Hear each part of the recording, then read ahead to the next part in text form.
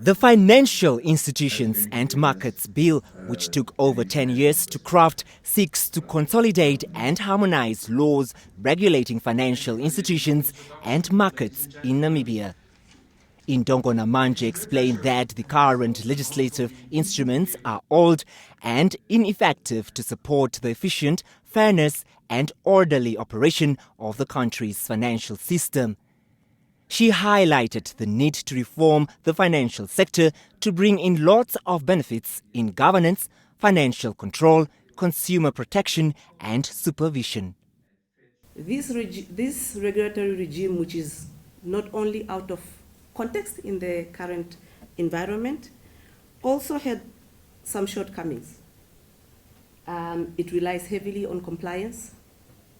So it says what must be there, and if that is there, you tick it off and you don't consider anything else.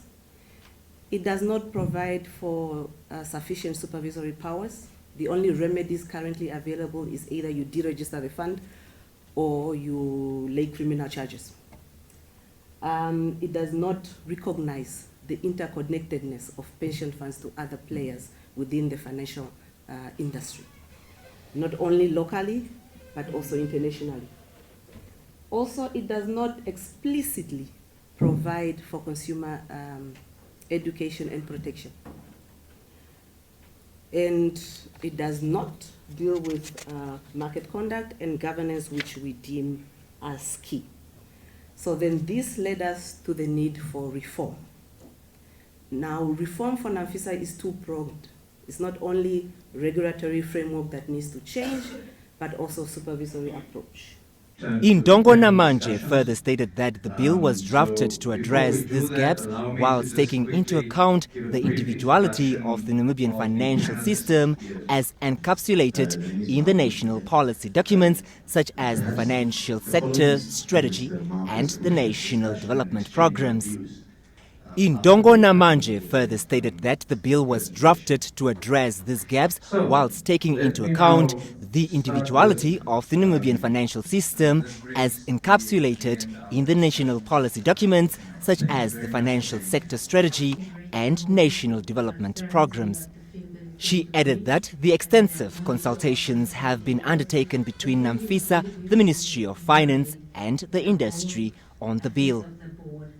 Namibians have saved over $150 billion in pensions to cater for their retirement, with regulators discussing the FIM bill in Parliament. GIPF's Legal and Compliance Officer, Mary Ashikoto, raised the concern that the enactment of the Financial Institutions and Markets Bill would, in the long run, lead to the collapse of the pensions industry. GIPF's Legal and Compliance Officer Mary Ashikoto raised the concern that the enactment of the Financial Institutions and Markets Bill would, in the long run, lead to the collapse of the pensions industry. It's a bit of a serious concern. And the issue of dispositioning benefits within a period of 3 months, it is idealistically a good idea for the regulator, but practically it is not possible because that area, there's always issues of beneficiaries that are not cooperating, invalid nomination forms and stuff. So that to us it's already a bottleneck as it is with the current active Section 37C, which even gives us 12 months period. But like with the current proposed 3 months, we are going to face challenges. Other speakers who commended the FIM bill included Chief Executive Officer of the Pension Fund, SBB, in Switzerland, Markus Hubscher, and Operational Director responsible for umbrella pension funds at the Retirement Fund Solutions, Gunther Pfeiffer. Franklin Muningirwa, NBC News, Windhoek.